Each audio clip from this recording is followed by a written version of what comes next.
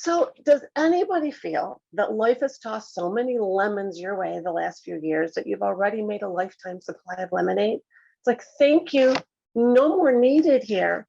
We've all lived through extraordinarily challenging times, and it's likely that we'll be talking about these past few years for the rest of our lives, the way older adults talk about what it was like growing up in the Great Depression, or people know where they were when they heard JFK was shot, or watching Neil Armstrong walk on the moon. There are just certain times in our lives, certain sentinel events that stay with us. And this certainly is likely to be one of those. In truth, what we've all lived through is a traumatic experience, both individually and collectively.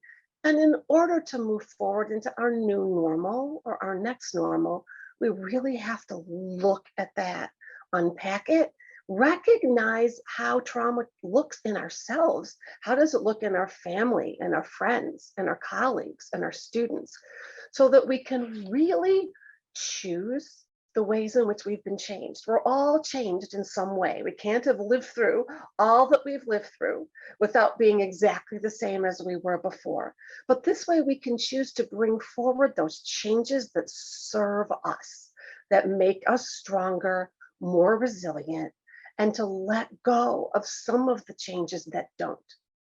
When we don't do this, when we bypass this process and keep our feelings stuffed down in a box with the lid on tight, which we all had to do in the early months just to keep putting one foot in front of the other, that's when we're vulnerable to being changed in ways we would not have chosen, and a little bit more vulnerable to post-traumatic stress disorder. So that is what today is all about. It's about starting this conversation about how we're feeling now. Now, sometimes this is easier said than done for a whole host of reasons. But one reason that I want to point out is a concept called toxic positivity.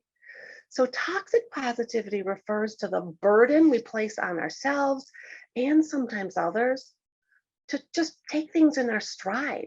We don't feel we have the right to feel badly because we're aware that there are others who have been impacted far worse than we have. And this is especially true if we've not experienced job loss, if we've not experienced a death in our own family, and we know people who have. We do have so much to be grateful for. But we do need to take the lid off the box and process our feelings. Otherwise, we're just layering shame on top of what we're feeling. We have feelings anyway. We just don't think we're entitled to have those feelings if we don't let ourselves share it. So the reality is we're all doing well, but there's a part of all of us that's still in a little bit of distress. And so that's what today is all about. In order to move forward, we have to look back. And that means talking about trauma. I'm going to start sharing my slides in just a minute, but I wanted to talk to you about just one concept. And that's really, what is trauma? The reality is most educators, social workers, nurses, doctors, we think of trauma as something that happens to other people. We don't see it in ourselves. It's very common to think of trauma as an obvious incident, maybe a violent crime or ongoing abuse. And those are certainly types of trauma. But there's another type of trauma called collective trauma. And that's a traumatic experience shared by a group of people experiencing the same things. And that's the type of trauma that would be the diagnostic label for the trauma that we've all experiencing. It's been impossible to be alive on the planet. It doesn't matter what your political beliefs are, your personal beliefs. We have all experienced others having very different beliefs and not feeling safe and secure to a certain extent in the world. So if any of you are wondering, okay, this makes sense, but why now? Why are we talking about it a few years later? Isn't it over and done with? I wish it were. Bessel van der Kolk is the psychologist who I think has had the most profound impact in the mental health field and with his work on trauma. And I just want to share one quote with you before we dive in. And he says, trauma is not the story of something that happened back then. It's the current imprint of that pain, horror, and fear living inside people. So that's why today we're going to talk about trauma. So I'm going to go ahead and share my slides. If someone can just give me a thumbs up or let me know that you're able to see them and they're displaying appropriately. Are we good? Okay, wonderful. Okay, so let me get to the next slide. I want to talk about. Actually, Lynn, we are seeing your computer screen, not your actual slides. So it might be on the other monitor. All right, let me check on that. Let's try one more time. Better? There you go. Thank you. Okay, good. Thank you for unmuting, Kevin. Yep. Okay, I'm just going to adjust all of you on my screen so I can see you, and then we'll dig right in. So let's talk about what trauma is, because it's some things you might expect, and it's perhaps some things that you don't expect at all. So I have a definition here that's pretty commonly held. It's a practical definition, and it just says that trauma is a response to deeply disturbing or stressful circumstances that overwhelms our coping mechanisms, makes us feel helpless and powerless, that diminishes our sense of self and impacts our emotions. So let's talk a little more about that. Regardless of the type of trauma, it's not necessarily a single event. Trauma is much more like an onion with layers and layers and layers, where we peel layers off and new traumas are exposed. Sometimes we're doing just fine, but then the new layer exposes itself. For example, if we look back over the last few years, we've experienced the layer of trauma with COVID-19 and all that that brought with it. In addition, there was George Floyd's murder. There have been school shootings too numerous to count, an increase in violent anti-Semitic incidents. There's been a war between Russia and the Ukraine, monkeypox, a polio outbreak in New York, hurricanes devastating much of the coast. The layers just keep coming. It's important to understand that this type of ongoing trauma doesn't impact us physiologically the way a single isolated event would. If there was a single isolated crisis, immediately we would have a tremendous surge in our stress hormones, adrenaline and cortisol, to help us get through the immediacy of that crisis.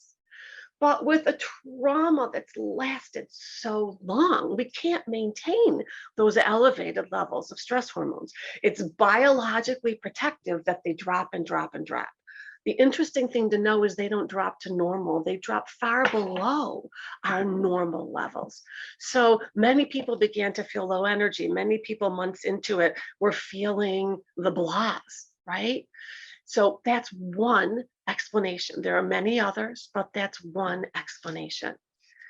It's also important to know that a trauma doesn't have to be caused by a tragic event. If you look at trauma inventories, birth of our first child ranks really high. And not just because we can say goodbye to sleeping through the night for the next 5 years, but because our status in the world has changed. Yesterday, I wasn't a parent. Today, I'm somebody's parent. Interestingly enough, the birth of our first child and the death of our last parent are listed evenly, the same ranking on the trauma inventories, because death of our last parent also changes our status in the world. Yesterday, I was a daughter. Today, I'm not anybody's daughter. It's also important to understand that trauma isn't necessarily in the event itself. An event happens that's a crisis. Whether or not that crisis gets processed as a trauma depends on so many different things. It's really about our response to that crisis or to that event. We do know that people that have a trauma history have a much quicker trauma response. It's almost like riding a bike. You know how we say, once you know how to ride a bike, you always know how to ride a bike? If my brain knows how to process a crisis as trauma, I will be much quicker to process a crisis experience as a trauma. You and I could experience the exact same events, and one of us processes it as a trauma and one of us doesn't. And doesn't that explain some of the wide variety of reactions that we've seen to events that have taken place over the last few years? Going back to our definition, so trauma overwhelms our ability to cope. The funny thing with our coping mechanisms is if they stop working because the crisis is so high, we don't abandon them, we do more of them. So if that scoop of ice cream didn't soothe me, I need the carton and the spoon. And so we've seen over the last few years an increase in weight gain. We've seen an increase in online shopping, in gambling, in substance use, because people's coping mechanisms were not up to the task. It also diminishes our sense of self and makes us feel helpless. There wasn't a lot we could do in these early days about the state of the world, right? And a whole host of issues. And feeling helpless and powerless was a very different feeling for anybody who had accepted and was used to some degree of privilege in their lives. They didn't have coping mechanisms to feel helpless and to feel powerless, so they didn't feel like themselves. That's that diminished sense of self. And it also impacts our functioning emotionally. What this boils down to is that there were tremendous changes for us cognitively, emotionally, and physically. Now, that was a long definition of trauma. So in case I lost you somewhere along the way, just to briefly recap, trauma takes away my ability to feel grounded, to be able to rely on myself, so it changes how I experience the world. This is universally true.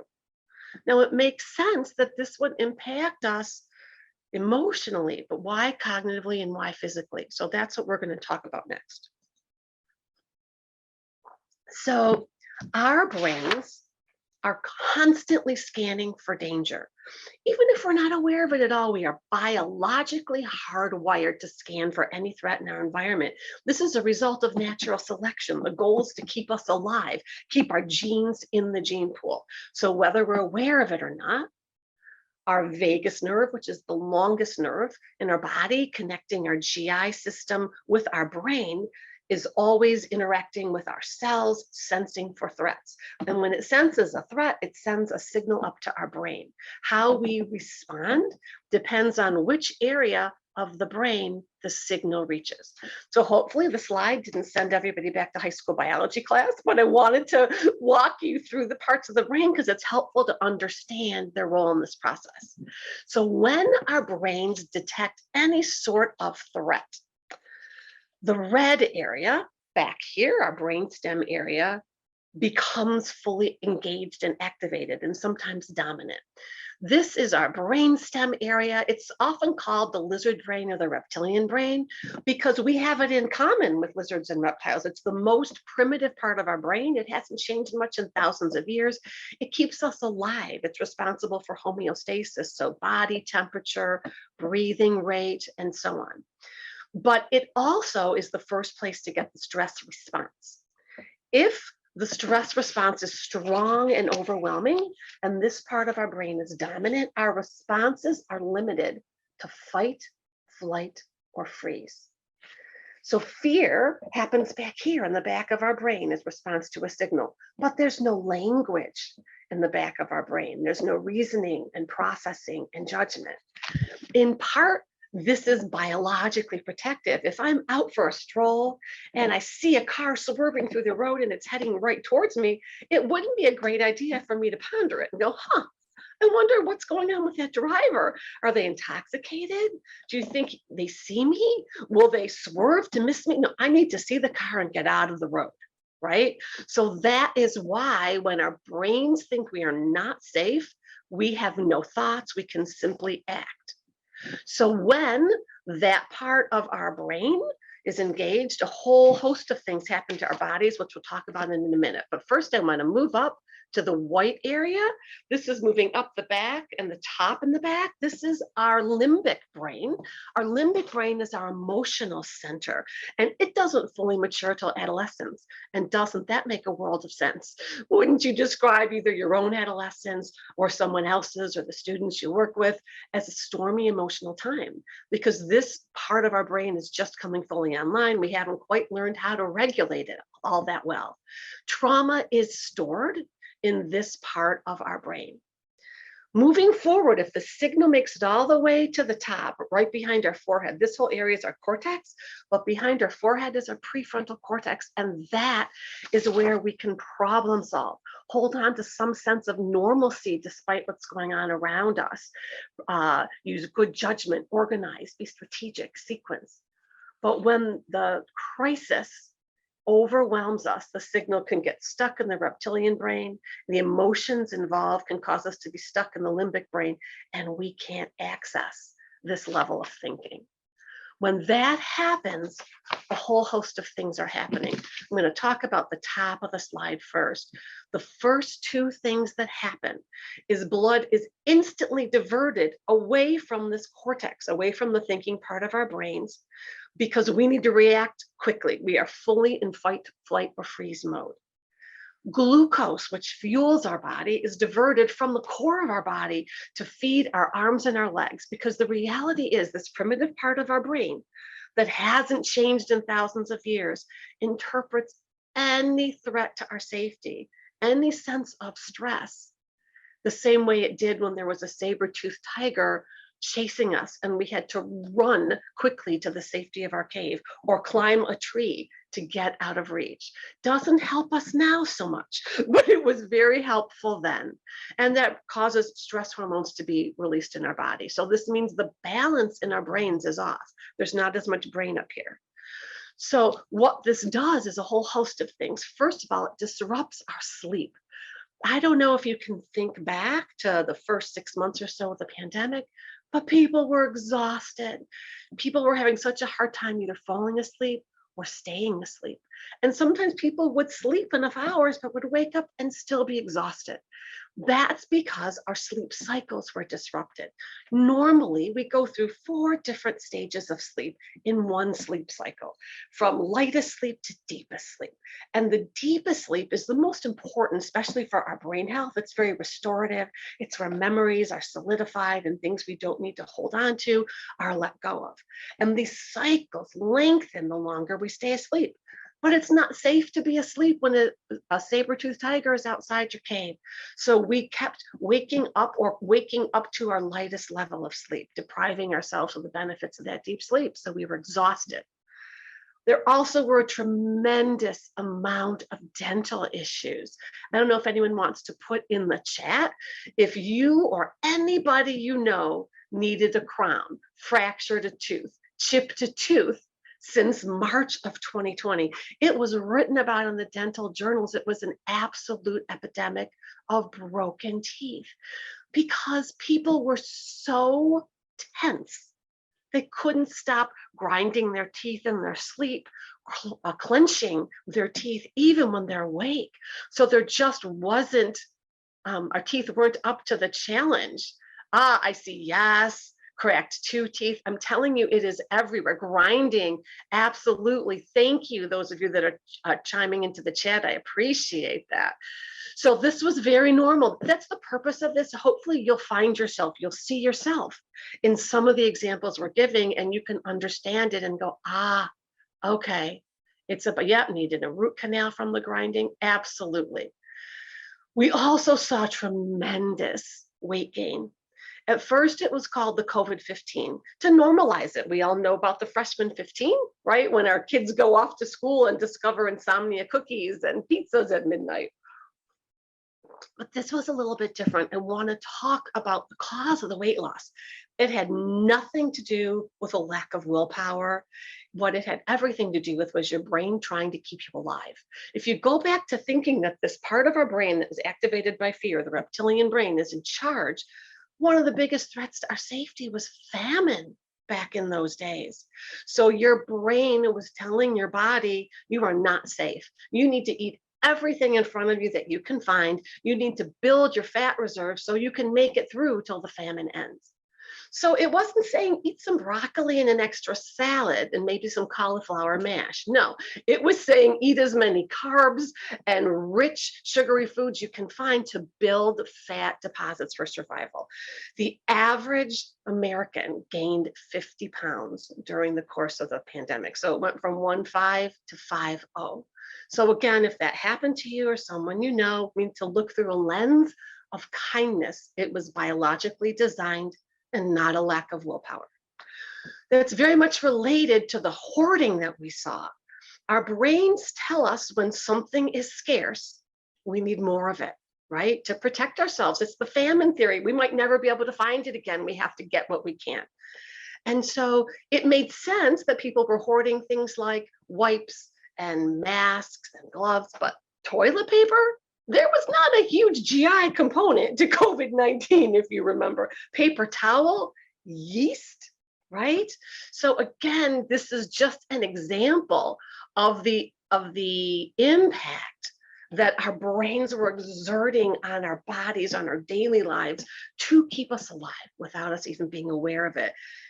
Yes, I saw something in the chat a moment ago. Comfort food, of course. And that's our hope, our really healthful way to try and use a coping mechanism, right? Because we are in over our heads. Broken toes. So it was not as much of an epidemic as broken teeth, but there were a record number of toe fractures, often big toes for people. Again, feel free to put in the chat if this happened to you or you know someone. I can tell you, I know 3 people that it happened to. There are 2 different schools of thought. So some people say, and by people I mean in articles that I read, it's because we were home. So people weren't wearing shoes. So a little stub of the toe that might have made you go ow for a minute resulted into a fracture without the protection of a boot or a shoe. Broke my pinky toe. There you go. There's another theory, and I think it goes with it, that says that in reality, home, not home, shoe, no shoe, we were distracted. We were preoccupied. So much was going on, and we were pushing through all of that, and we were not really paying attention to where exactly are we planting our feet, right? And so that's combined with perhaps lack of footwear was the issue. My husband broke his arm wearing socks with no shoes. Absolutely. Never did that before COVID, for sure. And again, that preoccupation, we were bumping into things. I'm sure there were an increase in fractures everywhere. The articles that I have seen have called out the toes. So I wanted to share that with you. If we can smile and laugh about it, oh, that's why it helps us process that. We also saw changes in our ability to experience pleasure, increases in depression. People were really at a loss. And we saw a lot of regression, people who were losing their filters. We've seen this in the world. We've seen it in many places. We're going to touch on it again in a moment. But first, I want to talk about COVID brain. So because there was less blood available here to our thinking, planning, organized part of our brain, and more in the fear-driven part of our brain, we were, every one of us, a little more impulsive, a little more reactive. We misplaced things sometimes that were right in front of us. Where are my glasses? Well, you know, they're on the top of your head, honey, right? It was becoming commonplace. People would go out to do one errand and run several errands, but come home never having done the one they left the house for, right? That ability to plan and sequence was gone. One of the funniest stories for me is I have a friend who's a psychologist, and she lives in another state, and she called and she said, "That's it, I've lost it. Tell me it's my COVID brain." And she said she kept, calling her husband who was in the other room, "Honey," and by the time, he would show up and say, "What?" She'd like stare blankly and say, "I honestly don't remember." Right? Do you remember that feeling we could hold on to things, but for about this long, and then we really couldn't access them again? I don't know if you have a story you want to put in the chat about your COVID brain. Oh, yes. So someone is saying everyone is okay, saying whatever they want to now. That's right. That lack of filter. There's several reasons. Trauma is one. There are other reasons why people seem to be more comfortable sharing what I would term horrific statements out loud, right? This says students making racist comments more than ever before. Someone saying they were worried about having early dementia. Thank you so much for putting that in. One of the reasons I get these stories, I am a social worker at a large social service agency, but I oversee our cognitive wellness initiative. And if we have a minute left, I'll talk about that at the end. But because we do a lot of cognitive assessing, people would call saying exactly what this person said. I'm worried that I have early dementia. I see someone else is saying I couldn't find anything. For sure, things right. Where's my phone? It's about 2 inches from my face. Where's the tomato soup in the pantry? Right in front of me, but I can't find it. All very normal. Yes, running out for the errands. I'm so glad you're sharing these experiences. Left meat on the counter. Yeah, I think I did something like that. I don't remember what it was, but I was so disappointed I had to. Oh, you know what? I cooked something and I let it sit out because it was too hot to put in the fridge or freezer, and I let it sit out all day and I had to throw it out. Right, double groceries. This is just our COVID brain. So I want to be sure that everybody understands this is normal. I can give you a more extreme example. One person called, and again, the vast majority of people called us did not have dementia. They did not. We can't ever dismiss it out of hand because it can happen. But for the vast majority of these people, it was simply their COVID brain. Someone else had to toss out their soup. Thank you. Now I don't feel so bad. So I use the term COVID brain so that when you see it happen, because it's still happening, depending on what we hear on the news that day, right? You could just go, okay, that's my COVID brain, and be gentle with yourself. We also need to use more strategies, write more things down, leave yourself a trail. So the balance of blood is just a little bit different in our brain than it used to be. Okay. I do want to leave a caution. I'm using the term COVID brain among us. The first half of the pandemic, that's what was used in mental health journals. But now it's not used as much because COVID brain has a different meaning. As more and more people have been living with long haul COVID, they're able to see changes on brain imaging, pre-COVID and post. So that is now being called COVID brain. It's now a medical condition. But if you're experiencing this distraction and forgetfulness, just be gentle with yourself. Okay, so moving on, trauma, we need to remember these outer layers we all experienced are layered on top of everyone's unique individual layers, such as death in their family, illness in their family, job loss in their family, their own trauma history. Do you think it's possible to have trauma and not know it? Absolutely. Think of all the angry people. I can't tell you how many times I was out buying groceries and the cashier would throw my carefully picked produce into the bag. I mean, there was no way they weren't going to end up bruised. She wasn't angry with me. She was angry at the world. Think of the people that were scowling in the grocery store. People wearing masks were furious and scowling at those who weren't. People who weren't wearing masks were rolling their eyes and scowling at people who were. Everybody's trauma was showing in their anger. That's part of what's behind those unfiltered negative statements that someone put in the chat a little bit about it. And this is leading to some social consequences. We can talk about that in a moment, but I also want to quickly touch on the topic of burnout, because this trauma that we carry in ourselves, even if we aren't aware of it, can accelerate burnout. I just want to read you the top 2 lines. Burnout is a debilitating psychological condition brought about by unrelieved work stress, resulting in a whole host of things you see on the screen. Unrelieved is the key word. In the past, I think all of us, myself included, might have been a little loose when we used the term burnout to describe how we feel at a Friday after a long week when we need the weekend to refill our buckets. But as we've seen over the past few years, burnout is more concerning than that. And those in the helping professions, teachers, social workers, nurses, physicians, are infinitely at greater risk for burnout because they care. Anyone who went into a helping profession, just that caring puts us all at greater risk. People enter the profession with really high hopes and intentions, yet daily face loads of red tape, regulations, mandates in their profession, high expectations from the public, sometimes with lower than optimal salaries, and so on. And this puts people in these professions at greater risk of burnout during normal times. let alone what we've been going through. And burnout can look so very different from one person to the next. It's a topic of a different talk, but there's 5 different stages of burnout. So it can be anything from, I'm really tired, I'm really exhausted, but I've got this, to feeling hopeless and not just hating my job, but not believing that there's any job out there that I wouldn't feel this way at, right? We get enmeshed and lost in the burnout. Sometimes there's an extra layer of this onion that comes from communal contagion. And that's because we're seeing everyone's stress and trauma around us.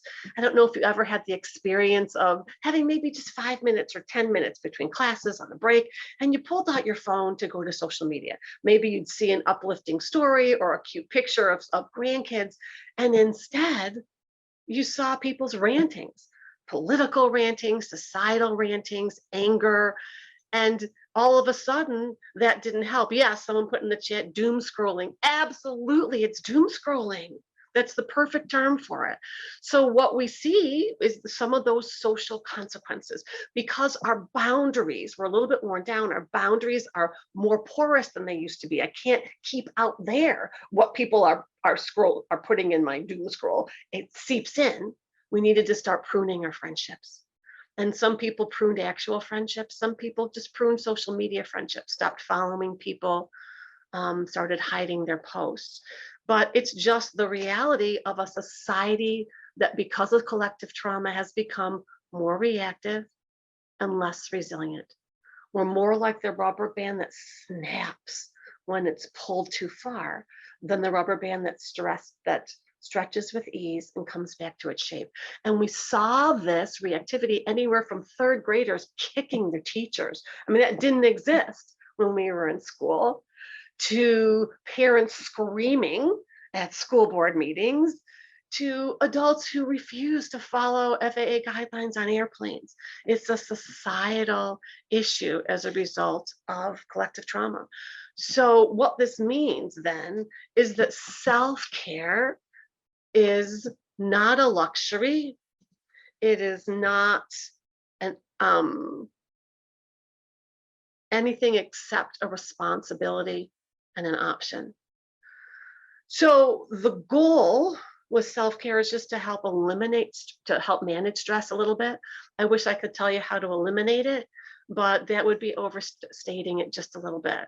But we really need to take care of ourselves, because we have seen this is not a sprint. It is a marathon that we're still in the middle of, and it's here for the long haul. So time spent in self-care is truly investing in our future, and not just our own future, but our collective future. I had the pleasure of hearing Dr. Shira Stern speak about halfway through the pandemic, and she shared what she calls the 10 commandments of self-care. It's likely you've heard many of these things before, but some might be new. For me, number 1 and number 10 were the most impactful.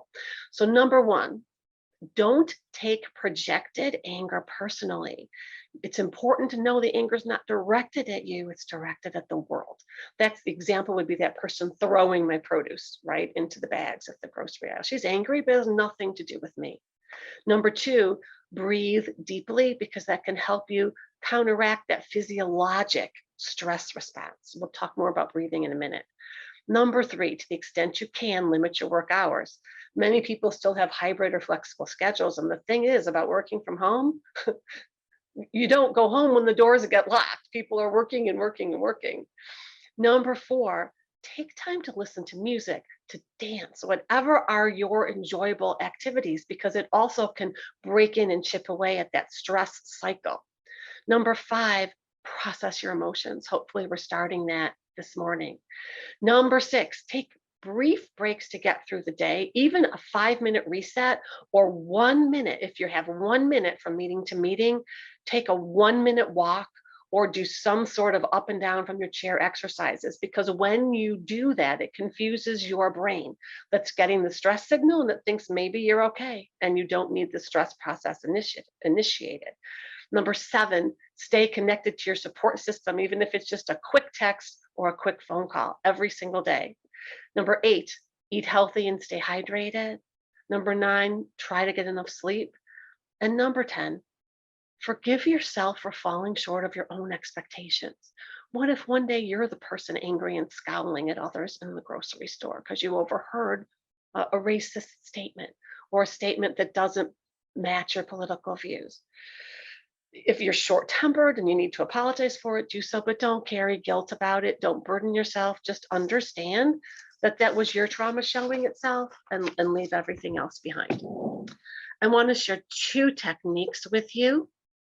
It's likely that you've heard of them before, but sometimes when we're really busy, we don't understand or realize that our adrenaline is already increased just because we're really busy. And we think we don't have the time to manage our stress. Like, sure, give me a free hour and I'll go get a massage, right? Better yet, if somebody else will pay for it. So I want to show you, if you just have a couple minutes, what can you do? So this is an activity you can easily Google. It's just mindfulness 5, 4, 3, 2, 1. But our brains, as we said, are constantly deciding, are we safe or not? And so this activity is all about using your senses, your eyes, your ears, your nose, your mouth, your sense of touch, to send signals to your brain that you're just fine. There's no threat. Okay. So you just identify 5 things you can see, 4 things you can feel or touch, 3 things you can hear, 2 things you can smell, and 1 thing you can taste. I want to do it for you right now so you see how simple it is. Okay, I see you on the screen in front of me. I see the webcam on my desk.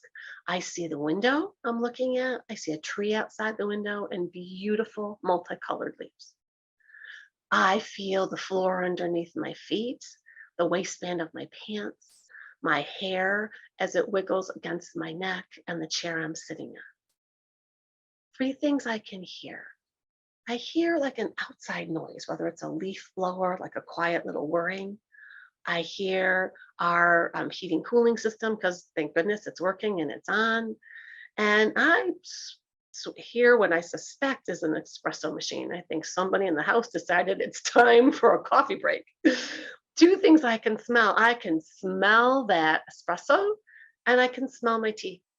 And 1 thing I can taste that tea. Look how quickly you can do this activity, right? And I don't know if anybody noticed a change in me, but I felt a change. About halfway through, I started to relax a little bit. I started talking a little bit more quiet, a little bit lower, and a little bit slower. Because just by doing a presentation for a couple hundred people, I have a little bit of adrenaline. So it just works despite our thoughts about it. Another technique that you can use if you have very little time is a breathing exercise. I'm going to start on the bottom by talking about square breathing. Square breathing is a technique designed by the paramilitary. So people that jump out of planes with parachutes on their backs into incredibly dangerous situations like hostage rescues. Despite their obvious training and courage, they can't beat their physiology. And as that open door is getting bigger and bigger, as they're moving forward in line, their hearts start to pound, their breathing gets rapid. They can't help but have a stress response. So this technique was designed for them, and now it's very much mainstream. Normally, when we breathe, we think of a breath as having 2 parts, right? Inhale, exhale. The purpose of this is to slow down our breathing. So we think of a breath as shaped like a square. So we inhale slowly for 2 counts. That's the top of the square. Then don't exhale. Just hold that breath for 2 counts, going down the side of the square. Slowly exhale for 2 counts. Don't push it all out. And then don't gasp in your next breath. Just pause for 2 counts and then do it all again. It's so simple to do, and you can do it anywhere in a very public place. Nobody would know because you don't have to do it through pursed lips, so it's a lovely tool to have with you. The research shows it takes the average person anywhere between 3 to 5 square breaths to interact that physiology and send that signal to your brain, because we usually don't slow down our breathing when we're in danger and we need to activate our stress process. Up at the top, you see vagal tone breathing. So remember I said that our vagus nerve runs from our GI system to our brain, and it starts the stress process, right? Because it's sensing that from cells everywhere in our body and sending it up. Our vagal tone can vary from person to person. Some people's might be very sensitive, meaning it just takes this much of something to be processed as a threat and send the signal. Others, it takes a little more to send that signal. We can, through a little bit of daily practice, change our vagal tone to make it a little less sensitive, a little bit more resilient to small amounts of stress. And the way you do that is by doing a particular type of breathing 3 times a day, just for maybe 2 minutes each time. So I want to walk you through it. So even if you're watching this on the live stream, go ahead and do it with us. So we're just going to do one breath. So breathe in really slowly through your nose, as if you're smelling the fragrance of your favorite flower. And then pause, savor that fragrance. And now really slowly through pursed lips, exhale to blow out every single candle on a birthday cake. And I got to tell you, I'm getting a lot of candles on my birthday cake.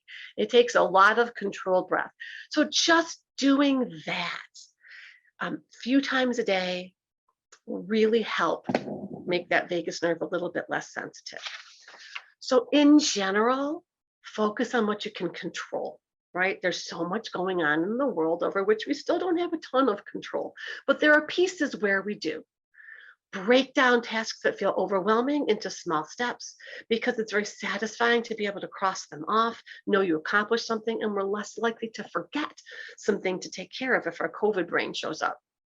Creating small successes is very, very important to us feeling better inside with all that's going on outside. And be sure we identify our social supports, whether they're in person or they're on Zoom, just to help minimize that sense of isolation. So now I want to move on into the types of post-traumatic growth. In order to do that, I want you to think with me about that rubber band analogy. So remember I said we're like a rubber band that snaps when you stretch too far. Resilience refers to a rubber band that stretches with ease and returns to its exact original state. It's unchanged by being stretched. Post-traumatic growth is different. We're not unchanged. We're not going to go back to exactly as we were before, but we can be better. We can have experienced true growth as a result of our experiences. So I'm going to touch on these 6 types that I have listed on the screen. Nobody has all of them.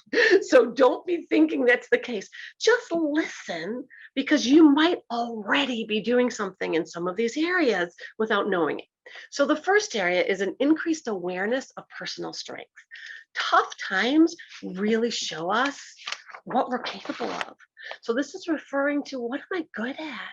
What am I not so good at, right? Rising up and owning new skill sets is a form of post-traumatic growth. For example, I work with older adults often. I can't tell you the number of older adults that are now computer savvy. They can email, they can go to social media, they can listen to presentations like this on Zoom. That was unheard of for most older adults before the pandemic. So that's a form of post-traumatic growth for them. How about anybody who learned how to work remotely? Did you learn how to teach remotely?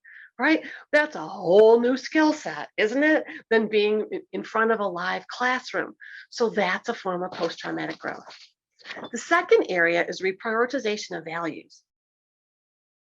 What this is talking about is during those early days of lockdown when we had a lot of time on our hands, what did we do because it was truly meaningful for us versus what did we do just to keep busy and fill the time?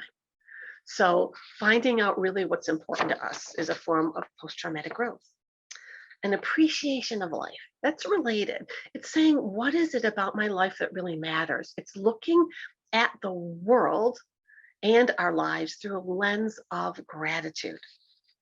The fourth area of post-traumatic growth is change in our relationship with other people. Someone put it wasn't the same though. I'd love to know what you're talking about. If you want to, feel free to elaborate more in the chat for me. Thank you. Change in our relationships to other people. So I already talked about the fact that people had to prune some of those friendships that just didn't align anymore. But there were positive changes in relationships. Some people used this time to volunteer, to become active politically if they didn't like what they were seeing, to be conscientious with their money about where they donated to use whatever was at their means in order to have a sense of post-traumatic growth. Okay, so going back to the teaching felt different. Yes, it absolutely was not the same being remote as it was in person. I understand that, but you learned how to do it. You learned how to function. I don't know about you, but for most of us at our office, that first week, we didn't know how to do it so well. I mean, we had to learn the technology. We had to find out if something that we needed, where is it? Because we didn't have our filing systems that we had in the office. So just learning that skill and having that experience is something that most people didn't have. But I agree with you. I understand the connection level was different. Another area of post-traumatic growth is creativity, right? Artists and musicians and dancers and composers use this time to create robust bodies of work. And the average person who's not an artist by occupation found themselves picking up creative habits. That's part of what was behind the whole sourdough bread baking movement. People were enjoying culinary therapy. They were being creative, culinary arts. And some people started drawing, journaling, writing poetry, right? So any form of creativity that you used is a form of post-traumatic growth. And finally, spiritual change and development. This can be the same as religion. It doesn't have to have anything to do with religion. It's really just talking about having a sense of yourself, a sense of purpose in your life, that it matters greater than yourself, right? That there's a connection to the whole in some way of something greater than yourselves. Now, we're talking about a lot of things today, but if you were to say to me, can you boil it down? Boil it down. Thank you. I see someone says they lost religion and found a new one. Gave you a chance to explore. How beautiful is that? How beautiful is that? That's wonderful post-traumatic growth. Thank you for sharing. But if you were to say, Lynn, my brain's overwhelmed, I can take one takeaway. What is it? It's this, okay? We need to make meaning of our experiences, and we need to do it in a very specific way. So remember I said we'll be telling these stories over and over for the rest of our lives? It really matters how we tell that story, because storytelling or making meaning of our experiences is a form of psychological digestion. Think of what physical digestion is. It's where every single thing we put in our bodies is sorted, broken down, and the things that make us stronger, the things that have nutritional value, are used, put to work in our bodies. And the junk that doesn't help us, as much of it as possible, we eliminate through our liver and our kidneys, right? And our waste system. So it's important that we do the same with all the junk that we have taken in emotionally, cognitively, and any other way. So the research shows it is so important that we need to rewrite our story. Now, by rewriting our story, I don't mean lie and I don't mean whitewash. I just mean show our strengths. So, for example, I'll share my story with you. Okay.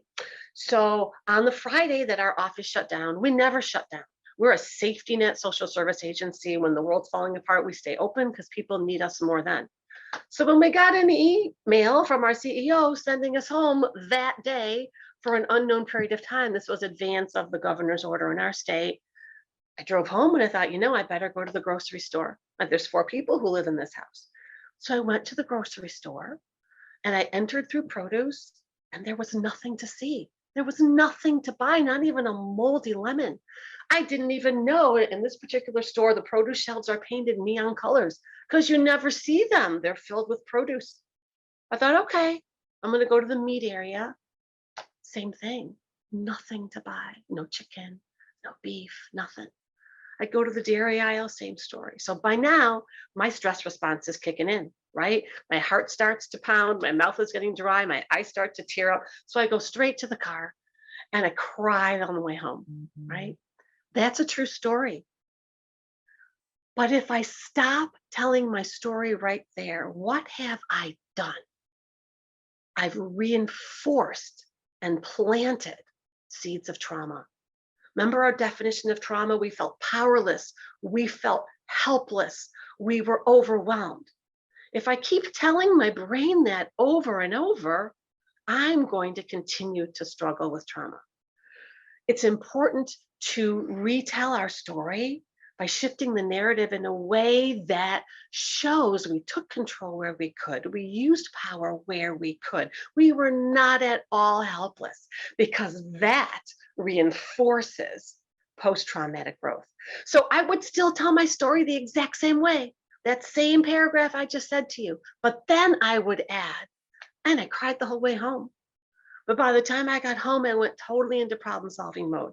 I got on the phone, I called my two closest friends, and right away we made a pact. If we are in any store and we see any hard to get item, we're buying for all three families. We'll worry about asking who wants what and who's paying for what later. We're going to buy. We made a pact. I also learned how to order online, because someone in my family has a health condition where it really wasn't safe for a bit for me to go into the grocery store. So you find out, where can you sign up for a delivery slot or a pickup slot? I learned to over order, because just because something was available on Monday when I'm placing my order didn't mean it would be there Thursday when my order was fulfilled. But we got through it just fine. Do you hear the difference if I tell that story? That is not going to plant seeds of trauma. It's just human nature that when our COVID brain kicks in, we can't remember timelines clearly. We have gaps in our stories, and we fill the stories in negative. So don't do that for yourself. You fill your story in, showing all the ways you rose up, all the things you did during this time. And so you can feel proud of what you did during a very difficult time. Okay, this brings us to a discussion of COVID keepers. So COVID keepers, I'm just checking the time. Okay, good. COVID keepers refers to anything we learned, anything new we picked up during the pandemic. So the great example would be the person who shared that they changed their religion. Please put in the chat anything new you started doing during the pandemic. Maybe you wouldn't have had time to do it before. Maybe you did it out of sheer boredom, but found it something that you want to bring forward. I'll admit, I was one of those bread baking people. I was late to join the parade, but I still do it now, and I want to keep that forward. I also, where I used to have phone calls with family that lived on the other half of the country, now I Zoom with them every week. It's a very different experience. While I agree with the statement that remote was less connection with students for teaching than in person by far, Zoom or any video conferencing platform for me was more connecting than just a phone call with family that was far away. So that's a COVID keeper for me. I want to see what's in the chat. Oh, wonderful. I see crocheting, drywalling. That would be a handy skill for me to learn. Making sourdough, cooking TikTok recipes, doing Qigong daily. That's fantastic. We made the whole family dance videos. So what fun. We did virtual happy hour with friends all over the country. Isn't that a gift to connect with those people far away? Started a book club for parents of our students. These are fantastic examples. Be sure that you hold on to these. There are some, that's why we call them COVID keepers. There's things that are good. It's good for us to bring forward. It's good for others if we bring them forward. It's post-traumatic growth. Others created Google Drives to share virtual teaching resources. How fantastic. You can connect with teachers around the world doing yoga. Oh, see, you guys were doing so much. That's fantastic. Okay. So where are working on meditation with your students? That's so wonderful. We did the same. We started offering meditation at our office for the staff. Okay, moving forward, we have to be more supportive of one another, even those that don't all agree with us. Not those that go outside the line, but those that don't agree with us. We have to be able to meet people where they're at and expect that there's a whole range of points of view on just about everything right now. The important thing to understand is that we do have more choices now than we did early in the pandemic. With vaccines, there are more choices. And for some people, that's bringing tremendous relief. For others, it brings tremendous anxiety. Because before, they didn't have to make tough decisions like, is it safe to get on a plane and go to a wedding with 300 people, right? And will I lose my friends? Will they dump me if I say no to in-person dinners inside, right? It's uncharted territory for many people. It's also important to remember we are still on the journey. I wish we were at the end of it, but we are still on the journey. And so, as much as we can, we need to take time off to connect with ourselves, to connect with our family. This has also had a tremendous impact on organizations. There is a need, there is a need for organizations to become trauma sensitive, because there's not an organization that I can think of that doesn't have staff experiencing some of what we've been talking about. So, what is a trauma sensitive organization? What does it really mean? Well, it means perhaps a very intentional workplace culture that might not have been the workplace culture before the pandemic. It's a place where people feel acknowledged, where employees feel seen and feel heard. It's a supportive environment where staff can get the help they need, whether it's help with a task, a place to not say, I know you've showed me before, I honestly can't remember, how do I do this one thing? Because that's just COVID brain. In trauma sensitive organizations, it's important to have a trusting environment where people are known to not have to be perfect, and it's known that mistakes happen, and it's okay to admit that without fearing consequences. People need to feel valued and part of a team. And it's also important to create a sense of psychological safety for staff, and that includes empowering people to set appropriate boundaries, because setting appropriate boundaries is a form of self-care. If in case there are any leaders on this Zoom who have the ability to make some real change, I want to just share some suggestions from other organizations that they put in place. If they hadn't had one in place before, many have started what they call a staff appreciation committee or a staff development committee, whose conscious intention is to brighten the day of staff just this month, this much. Sometimes it's a little monthly activity, something so simple as ice cream and popsicles in the freezer, and an all staff email is sent to come help yourself, or a small token $2 gift or $5 gift put on everybody's desk. Sometimes it's more significant. Sometimes it's closing, giving extra vacation days where the office closes. We had to do that at our agency because our staff was so dedicated. They weren't using any of their earned time off, and they were running themselves into the ground. So our higher ups thought, okay, if we shut down for a couple of days, then they can't work. And so whatever creative thinking your organization needs, sometimes people have established a relationship with an outside consultant to guide them on how they can make their organization more trauma sensitive. Others began offering drop-in meditations or drop-in mindfulness moments. Others arranged for drop-in support groups for their staff that can be segregated by level. So direct staff won't be in the same support group with their supervisor, to make people feel very comfortable sharing anything they need to share. And you might have many other ideas, but moving forward, there's an increased need for trauma sensitive organizations. Somebody is saying that they noticed that PTO started, the parent teacher organization started stocking the teacher's lounge, and it made it a huge difference. The teachers can come in, get a snack or a little treat if they wanted to, which was fantastic, and made a huge difference. Thank you for sharing that. That came from a principal. That's an idea maybe everybody could share with where they're working with their district. Okay, as we move forward into our next version of normal, we have to understand that the world will never go back to being exactly as it was before. I give this talk so many times, as I get to this point, every time I feel my throat want to wall off, that I still miss some aspects of the world the way it used to be, right? This is a big thing to accept, and we need to give ourselves time to grieve that. But we also have to recognize the world as it was not working, for everybody.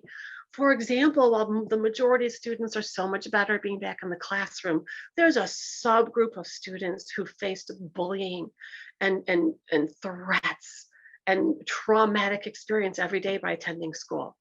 And having the online learning option gave them such tremendous relief. Many of these kids aren't in therapy anymore and have chosen to move to schools that have permanent online options. It's also important to understand that our next normal will likely always have some hybrid in it, meaning we'll have people who work full-time in person, people who work full-time remote, and people who are splitting their time. And we need to lose any feelings or assumptions that we have around that. That's oftentimes very helpful. We have just a few minutes left, so I'm going to really quickly just review our services in case we can be a resource for anyone.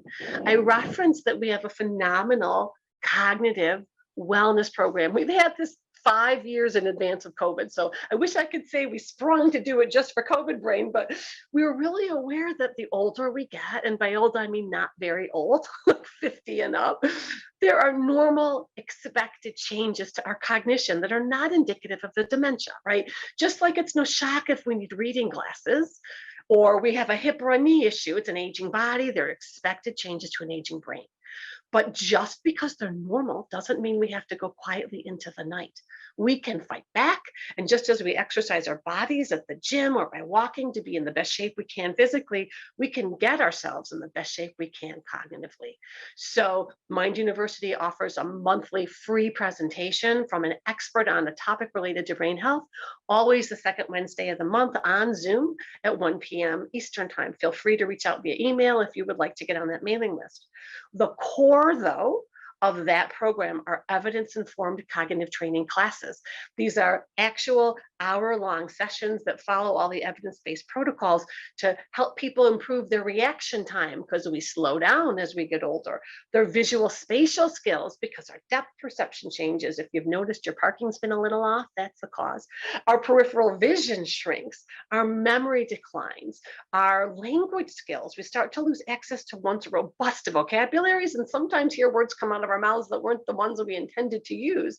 And problem solving, I don't even need to talk about it. We're all familiar with that. So those are virtual. So regardless of where people live, they can join in. We also have an intensive geriatric care management division for people who live local to the Metro Detroit area. We have health coaching, which helps people who know that they have a health goal from their doctor, whether it's lose weight, lower your blood sugar, and so on, but they don't know how to go about making that happen. So health coaching focuses on how to use the time between doctors' offices, doctors' visits to really improve your health, because it comes down to the myriad of choices we make every single day that have a big impact on our health. We have robust behavioral health, transportation, and Meals on Wheels in the local area, and so on. So that brings us to Q&A. I'll just put my contact information on the screen, leave it there for a minute in case anybody wants the email address. And if there are any questions, now's a great time. I know we took some as we went along, but. Lynn, I thought it was great that you took questions as you went along and you were keeping an eye on the chat. And I thought that was great to be interactive and picking those up. And we've also held some questions as well. So for you, but great presentation. I could probably listen to you for another hour. I'd love to talk with you just one-on-one for an hour. I have all my notes. So I'm really glad that I didn't fall into the average of the 50 pounds for the COVID-15. So that's a good thing. So you can also stop sharing your screen. That's okay if everybody has your information. So we can see you, but thank you. I mean, your energy. Yeah, well, that's good. And your energy was so good. So we have some questions. And Joelle in Toronto says, thank you that the breathing activity that you talked about actually helped her recenter today while we're doing this. So we helped somebody there. And on that note we had two questions about what techniques are best for middle school age students when it comes to self-care, breathing, meditation, because I want to start doing this in her classroom. Yeah, that's a wonderful thing. So that is a great age to start. If we could start in elementary, we could do inhale the flower and exhale the birthday cake candles, right? That would be great. But if people haven't started, I would start with breathing and go from breathing to meditation, because the breathing will allow someone's body to relax and help calm their mind a little bit so that they can then focus on some sort of meditation. And I also would do a little bit of pre-talking with them about the fact that it's okay if our minds wander. That happens. That doesn't mean you're not good at it. It doesn't mean stop. Just try and bring your mind back to where it's supposed to be. Square breathing works really well, or the inhale through your nose, pause, and exhale through your mouth work really well. To start getting a meditative flair to it, you have a couple of choices. Sometimes people do really well with a simple mantra meditation. That might be just a word or two, and you say that word on the inhale, and if there's two words, you say the second word on the exhale in your mind. You're just thinking it. So with middle schoolers, I might, something like, all is well, right? So you're thinking all on the inhale, is well on the exhale. So again, you're not speaking it, but it's running through your mind, and you time it to your breath. You can also let people know the longer they do it, their breathing will change. It might slow down. So it might go from all is well, and all of a sudden it's all is well, right? And then if people do well with mantra meditation or they don't, you could also try a guided imagery.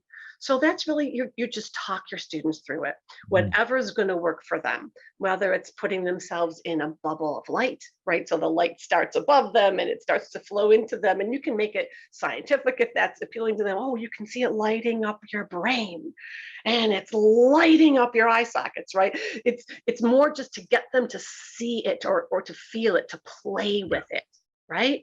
Then walk them all the way through. And then there's tons of apps. There's Calm, there's Headspace. If you need more ideas, there's plenty. And I would also be tempted to Google meditations for middle schoolers and see what pops up. That's great. And Courtney from Madison, Wisconsin says, I'm really enjoying this presentation. Not only can I use this myself, but I can really see my students able to benefit from these exercises. So she'll carry that forward. So going back, Joe from Kalamazoo, teachers have been struggling with the combined burnout of COVID, societal situations, lack of respect, which you touched on. Others then leave and find another kind of line of work, or they just kind of suck it up. What advice do you have for dealing with it mentally? That's a lot. So, I mean, you've given some exercises, but, is there, everybody wants a silver bullet, which there is none, but what's the easy thing to kind of get started? If I could find a silver bullet, I'd take it myself. I'm telling you. We all would. It's a great question. And I'm a social worker, right? And I work in a building of 100 social workers. So we face the same thing all the time. I think that's where that trauma sensitive organization part becomes key. So if you have the support of your principal, if you have the support of your school board, I would really see if you can work with a consultant on having a more trauma sensitive organization. So, what can you put in place to help with how your employees are feeling? Anything from little things to big things, first of all. I also would talk about the elephant in the room. If you think something like this presentation would be helpful to your staff, reach out to me and maybe I can do it directly just for your staff. I do think if people understand and process and talk about it, that helps. And to the extent that you can, alleviate some of the stress. Sometimes our teachers and social workers and nurses are experiencing financial stress, right? The economy is very different than it used to be, and those don't tend to be the highest paying positions, especially for people earlier on, those young teachers, right? So if there's any flexibility with what can be done there, so, whether it's a hardship bonus, things like that, that can be helpful as well. For anybody who's struggling, I also would completely normalize, 100% normalize seeking mental health assistance. That it doesn't mean there's anything wrong with you if you want to talk to a clinician. It means you have lived on this planet through all that we have lived through the last 3 years, right? So important. And you can bring people in virtually or in person to do support groups for your staff, right? There's a whole host. I could spend all the rest of the time we have just talking about that. But the fact that you have your eye on it, you see it, you recognize it, you understand the causes, and you want to do something about it means that you can make something happen. Honestly, that's all it takes, is somebody to speak up about it.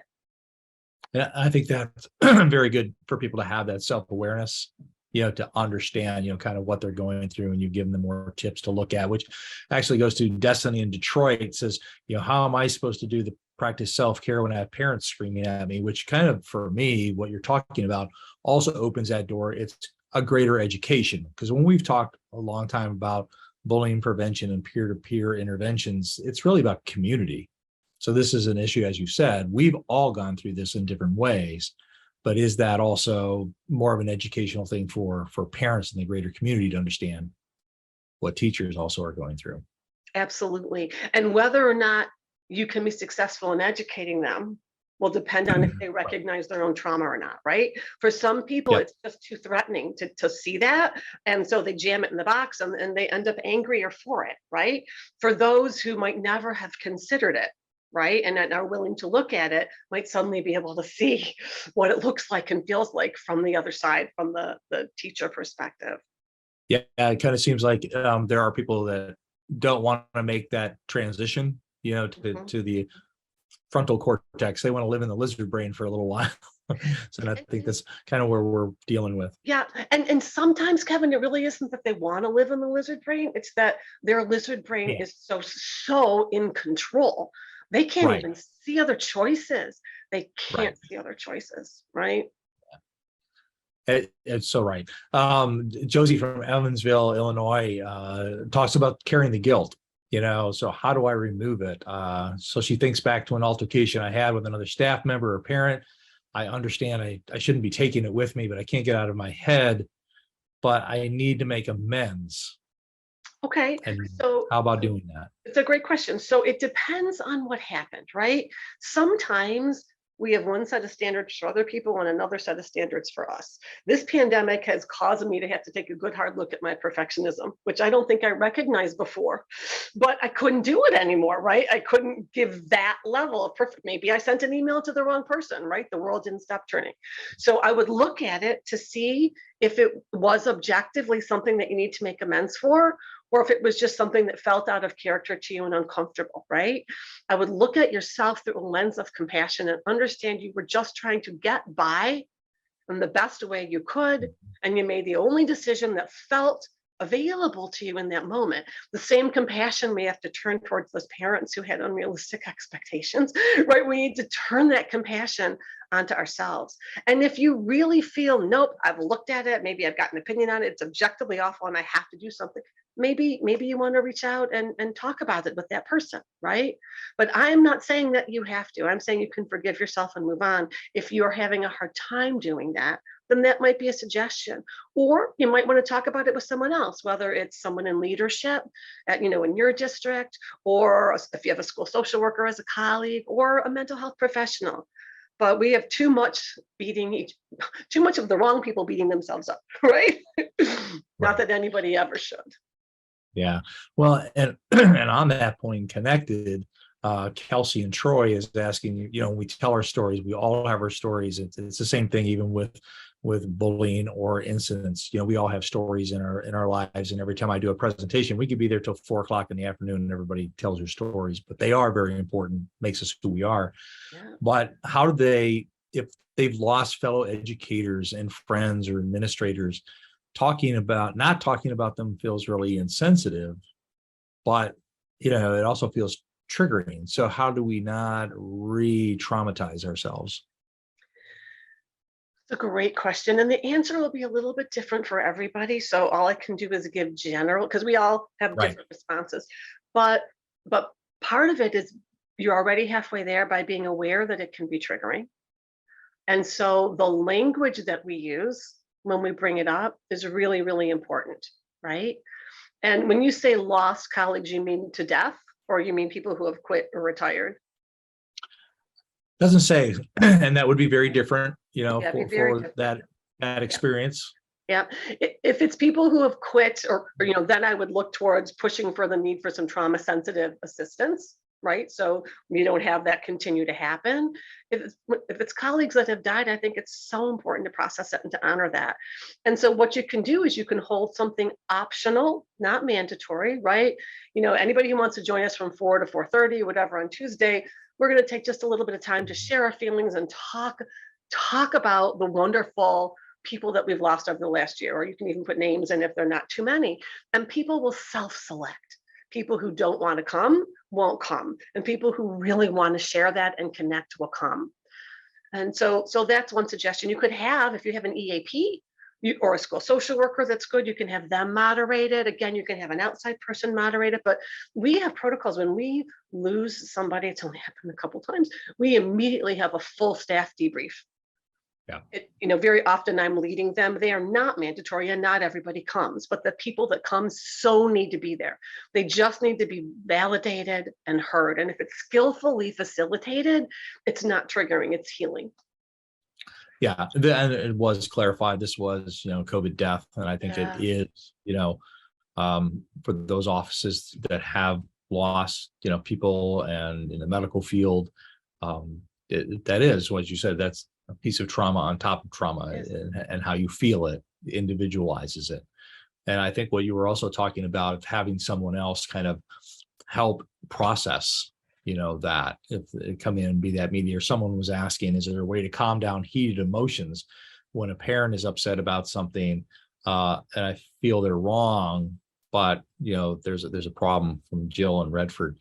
So I think sometimes it is having that other party there, so it doesn't become so personal.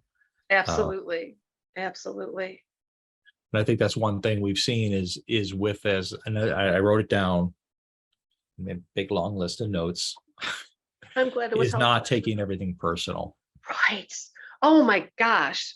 And we do. I mean, it's so easy for us to, when people say things, we take it personal. I'm one of those people. I do that. I do have to kind of step back and say, okay, I have to reassess, but that's important. Me too, because the vast majority of the time it's about them and it's not about you. And I don't mean that in an angry way. It's all about them. I mean it in a compassionate way. It's Right. about the day they're having. It's about their trauma that they don't see and that they don't recognize. It's about their panic and their fear and their horror and their pain, right? Yeah. We just get the brunt of it, which is not fun, not pleasant, and I'm not excusing it. But I take a minute when I'm in that moment to remind myself of that so that I don't react. Because if I react to it, I'm adding fuel to the fire. Right? Yeah. Doesn't mean I can change my position, but I can, take a really nice breath and I could say, I'm Right. so sorry that you feel that way. It is not something that I can change, but I want you to know I've heard you. And I hear how that makes a lot of sense from your point of view, right? It will work or it won't work, but it'll be better than if I come back with something that's heated, which was human nature, right? Yes. So I have an interesting question. And I guess this is from Kim in Tampa. So Kim, you might want to chime in and clarify a little bit what you mean. So she's in Florida, and she says she wants to meet people where they're at, which is kind of what we're just talking about. But she says it's tough when they are at a place of just wanting my students to disappear or other families to disappear, because maybe there's those disagreements. She's trying to balance families that want them to be entirely erased, families that feel like families that feel like they're being erased, and getting caught in the middle. I'm afraid I don't completely understand. When you say want them to be erased, what do you mean? Yeah, well, I guess clarification. So I guess she's talking about the political atmosphere of the Don't Say Gay. So of some people wanting some people to be like non-existent, and I think that's inflicting more trauma on a certain group of people as to why is it that we try to inflict our will and sometimes our pain on on other people. Yeah, I understand it very clearly. I worked at Jewish Family Service, so you can imagine that I understand the concept, right? Right. And it's very hard. There's not a lot that you can do to meet people where they're at. You can be willing to hear it to the level that it's appropriate. And when it becomes inappropriate, I'm sorry, I need to stop you right there, right? Because those are very triggering statements to make. So I'm not comfortable, being a part of that type of conversation. I'm happy to problem solve with you on ABC, right? So you're not disrespecting the person or rejecting the person. You're putting a limit on the type of words being used in the conversation. But that's a really tough situation when you're not nestled in the middle of a community whose views are similar to yours. And I think that has been the hardest part about, after the number of people that died with COVID, the hardest part has been seeing how fractured we are as a society, just how each other's views are completely intolerable to the other side. We're not saying I like pink better than I like blue. We're saying, I think every single person has the exact same right. And someone else is saying, well, this kind of person has absolutely no right, right? So it's very difficult and very hard. And that's why I would use the calming techniques on yourself, so you can think clearly enough to extricate yourself from the conversation when you need to. It's very unlikely we'll ever be able to change someone's mind about that, right? Certainly not in a 1-minute conversation. So you have to ask yourself, what could be the productive piece of this? Yeah.